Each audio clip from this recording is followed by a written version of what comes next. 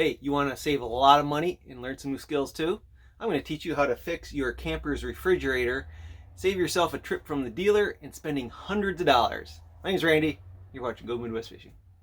Oh, and before you leave, I got two really cool camping tips that I'll give you at the end of this video, so make sure you watch to the very end. Alright, I'm sitting in a 15-foot Coleman camper. This is a Norcold two-way refrigerator. Pretty common style refrigerator for these smaller style camper units. Mine currently does not work. I've already worked on it several times already. I think I have an idea what's wrong with it, but I'm going to bring you along with the troubleshooting process to show you all the possible things that could be wrong, the easy fixes that you can do yourself. Before we begin troubleshooting, you have to understand a little bit how these refrigerators work. I'll be really quick and brief about this, don't worry. So the refrigerator inside your home, it runs off electricity. You plug it in the wall, it turns the compressor, compresses Freon, and then eventually blows cold air into your refrigerator. This refrigerator works a little bit differently. It's called an absorption style refrigerator, and it actually has no moving parts. It still has a contained system on the back, but it's filled with an ammonia-based solution. And in order to make that solution circulate, it uses a heat source. And the ammonia stuff they have in there, it boils at a very low temperature, so that's why you can use heat to make it boil off and then circulate around the system. So most of the time when you have a problem with these refrigerators, it has something to do with that heat source. So to begin troubleshooting, we gotta figure out what's actually wrong with the refrigerator. So to start off, make sure you go out, and if you're able to, plug your camper in, also turn the propane on and test it out. So in my case, this is a two-way fridge, so we got gas and electric. If you have a three-way fridge, you can also run it off of 12-volt battery too. But in this case, we're just doing gas and electric. So first thing you do is turn it on to the electric setting, and well, it takes a while for these things to cool down. So you can, give it a day, see if the fridge cooled down, or we can go on the back side and test the probe to see if that actually works. So I think we'll do that. The other thing you do is you put on the gas setting and you test the gas and see if it stays lit, because really if the flame's going, then your fridge should be working. And one other thing to note is these fridges have to be level in order to work properly. So if you're storing your camper, whenever I take mine off the truck, I always make sure it's level before I just leave it. If it's been sitting at a steep angle for a long time, that can affect its operation. It may not be working for that reason. So I'd suggest leveling it out, letting it sit for a few days, and then trying it again. All right, let's go to the back side of the fridge. I'll give you a quick peek at all the pieces back there. All right, here's the back side of the camper. This plate here covers like all the major components. We got one up top here too, which is where the hot air comes out. So we gotta pop this little panel off here. It's pretty easy. Just turn these two little plugs sideways and it should just pull right off. All right, great. Now we can get in and access this. I'll give you a little closer look here. All right, here's a closer look at the back side of your refrigerator. And what we want to concentrate on is this piece right here. This is where your heating elements are. So you got this wire right here that goes into your electric probe. So just a couple screws here, you can pull this apart. You can take that probe out, and if you feel it, it feels warm, you know that's working. And the other thing is the gas line right here. That'll go to your little light that keeps it heated. You should have a little inspection door right here. Open that up. You can look right in that little door, and that's where you can tell if the flame's going or not. Right here is where your propane line comes in, and you can see there's a little knob right here, and this turns on and off the gas. So I can turn it sideways like that. That shuts the gas off, so make sure that is turned on. That can be a possible cause. And also the plug. So right here, this fridge actually, has a cord with a plug that there's an outlet up, up top here, and it plugs in. So make sure that cord is plugged in.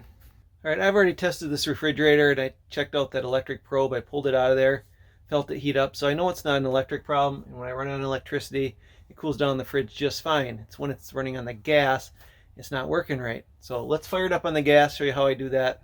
All right, first thing to do is turn it on the gas setting. Make sure the temperature is turned up. I got it turned up to 5. And this button here is what lets gas through. So you hold that down, and then here's the igniter. So you just click the igniter, And if it worked, you can see the little gauge right here. This is the flame sensor. The little red line's going up, meaning it's lit. So what you do is you hold in this button for about 15 seconds, let it warm up, and then when you let go of this button, it should stay lit. So wait till it gets all the way hot. All right, now let go of that, and if this stays up, all is good. The flame is running. You can actually go around the back side and look. Here's a shot of it with the flame actually running. So the problem with my refrigerator is once I let go of this button here, the flame goes out. The little flame sensor shows it's going out, and the refrigerator shuts off. So, the only way to keep it running is to hold this button in, which you're not supposed to do because that's it's a safety feature. So when this type of problem happens, it's generally a thermocouple. So we're going to pull this fridge out a little bit and test the thermocouple. I'll show you how to do that. All right, to be able to pull the fridge out, first thing we got to do is take off the door, then remove the few screws holding the fridge in. So this is actually pretty simple. A little screw on top, just pull the door right out. And it just pulls right off. Easy enough. It's got these little plastic washer things, so don't lose those. Let's put it back where it belongs. And then, so we got a couple screws here all along the outer edge. Just pull those off. Fridge should pull right out.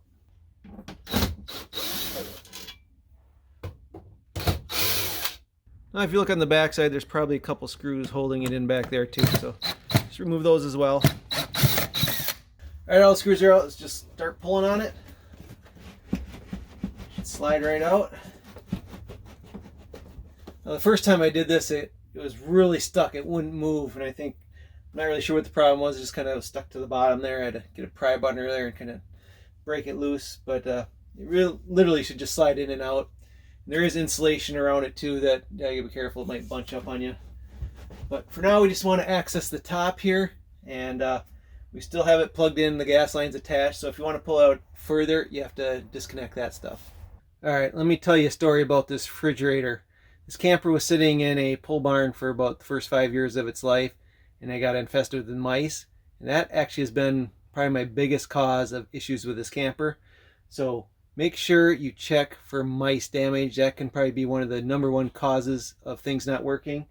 In my case, they chewed up a lot of the wires here. All right, so taking a look at the top here, I had to replace a lot of these wires in here, especially this flame sensor. I had to resolder all that on because the mice chewed all these wires off, and that was the first cause of it not working. All right, here's the button you push for the gas valve. It goes into this little piece here. And right at the very end, it's hard to see here. I'm gonna have to pull out the fridge a little more. That's where your thermocouple screws in. So I think I'm gonna go disconnect the back so I can pull this out to access that thermocouple. Okay, all I did is go back and disconnect that propane line because in my camper it's too short and it keeps the camper from pulling out. So now I should be able to pull that a little further here. Yeah. Now we can take a good look at it. All right, and you see, despite my best efforts, the mice have been back up here. I've cleaned this, I sprayed it with stuff. I got these dryer sheets up here. They just keep coming back. I can't get rid of these things. I even got these electronic mouse repellents in here. I'm not sure what else to do. If you got any good ideas for keeping mice out of campers, let me know. All right, after we inspected all these wires, made sure the mice didn't chew through them all, I just repaired these like a month ago, so they seem to still be intact. All right, right here, here's our thermocouple. This all runs all the way back to a probe that sits over the flame. So let's pull that out and test that.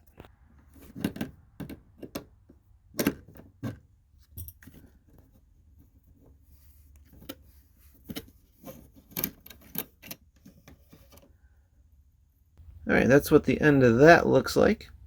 All right, to test this, get out your multimeter, put it on the volt setting, make sure it is set to DC millivolts, and then it's as simple as taking the black side, putting it to the copper, and the red side, touch it to the end here, and it should read 0, which it's doing right now.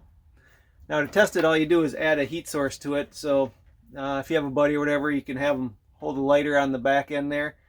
on the probe, or if you, I could push this back in, hook the propane back up and ignite it, because it does ignite for a little while. And what basically you should see is, you should see it go from 0 millivolts and the voltage should jump up.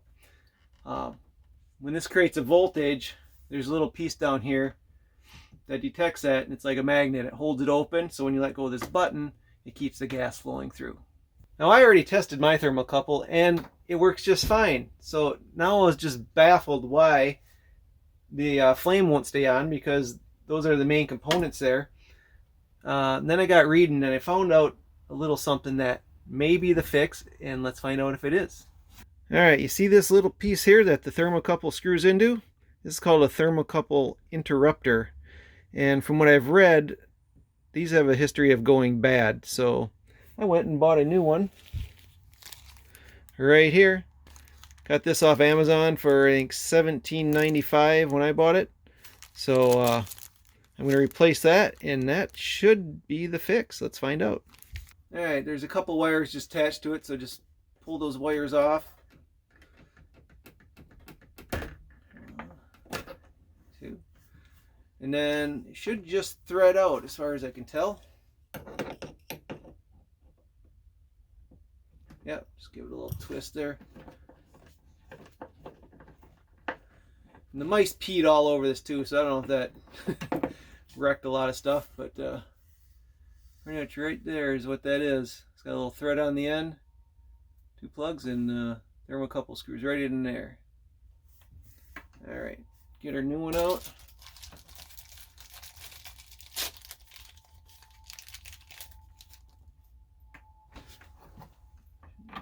Screw that one right in.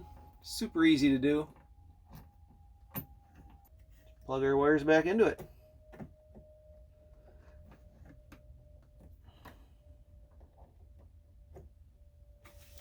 Let's give it a shot.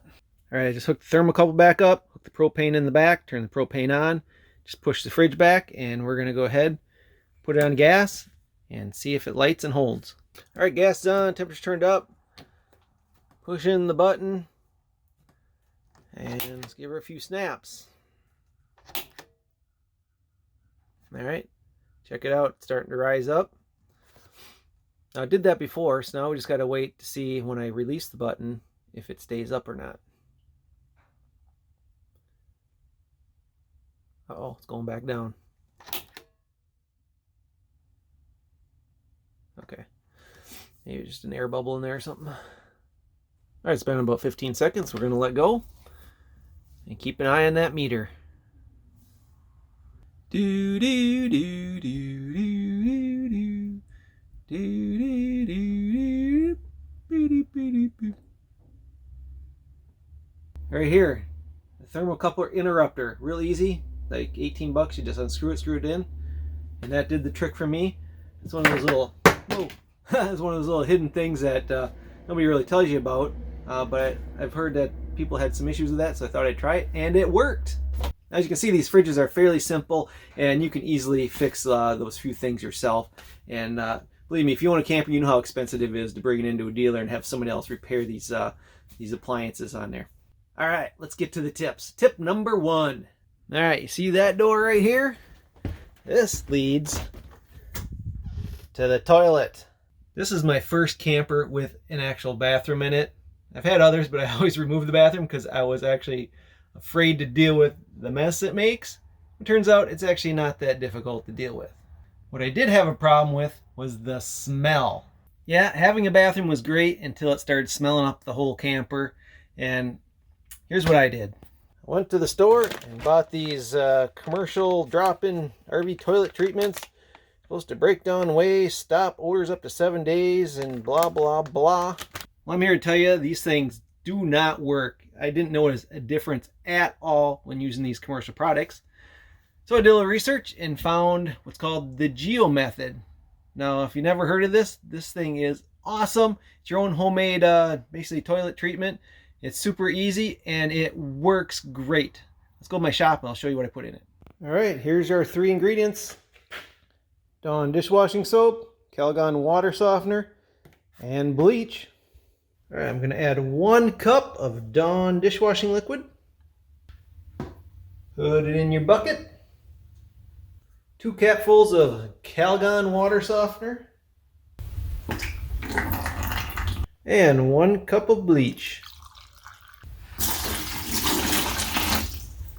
Now we're going to fill this bucket up with water and dump it down the toilet.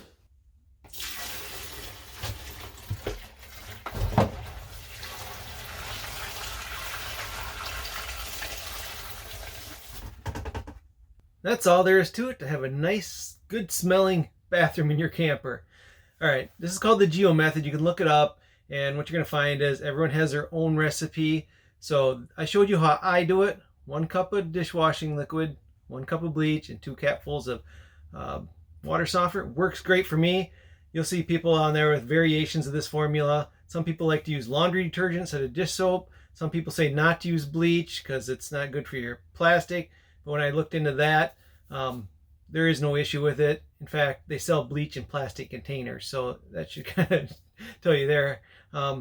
And also, some people use borax, but then other people said, well, the water softener actually works better than the borax. So you come up with your own little recipe. Mine works perfect for my camper, but change it up however you want, but it works great. All right, on to tip number 2. Boom! The electric fly swatter. This thing should be in every camper out there. Let me tell you the best part about it. Not only when you're outside and you got mosquitoes flying all over you, just knock them out of the air. What I use it for is inside the camper. All right, so I have a truck camper right over there. In the ceiling, it's completely full of blood spots. As you're sleeping, where you whack mosquitoes, leaves a big black mark on your ceiling. That's where this thing comes in. All you gotta do is you find your bugs on your ceiling, press the little button on the side, hold it up to the bug, and as he tries to fly away, zap, he disintegrates. No big black marks on your ceiling. And who likes having bugs crawling on me now? Who likes having mosquitoes bite them in the middle of the night when you're camping? Just have this thing nearby and just a few little swats, zap, mosquitoes are gone. And we're having to turn on lights and try to find them in the dark. So the electric fly swatter. Not sure where I got this one. If I can find it, I'll put a link down below in the description, along with that thermocouple interrupter that works for your Norcold refrigerators. So go get yourself one of these babies. Oh, and I almost forgot before I go. I want to tell you a little something about this fly swatter. Debating whether to even tell you or not, because it might be a good idea. I might need to patent this idea. So next time you're in front of the campfire, make a nice hot fire and get close to it. And when it's like you get your face up close to the fire, you know how that heat just kind of burns your face? Put this in front of your face. It completely takes away the heat. Like, I can literally go right up to the fire like this, and whatever deal this is, it seems to block all that infrared heat that's coming off the fire, and you can get real close to the fire and not burn your face. So I'm wondering, you think you can make some kind of heat shield, like make it a little bigger? Maybe firefighters could use it, something like that. I don't know. It's basically a couple mesh pieces of aluminum, it looks like, sandwiched together, and it just seems to absorb all the heat. So I found that just fascinating. So next time you're at a campfire, try that. Go up to the fire, put this baby in front of your face, and see if it blocks the heat for you. Not sure if there's a good idea there or not. Something you could do with it, but I'm curious what you think about it. Let me know. All right, hopefully this video is helpful, and hopefully you get your fridge fixed. I'll see you on the next one. Oh, and if you have a camper, you probably have problems with your furnace and stuff like that too. Check out these couple videos I did of a newer and older camper furnace we both had problems with, and fix those too. So check those out. All right, that's all.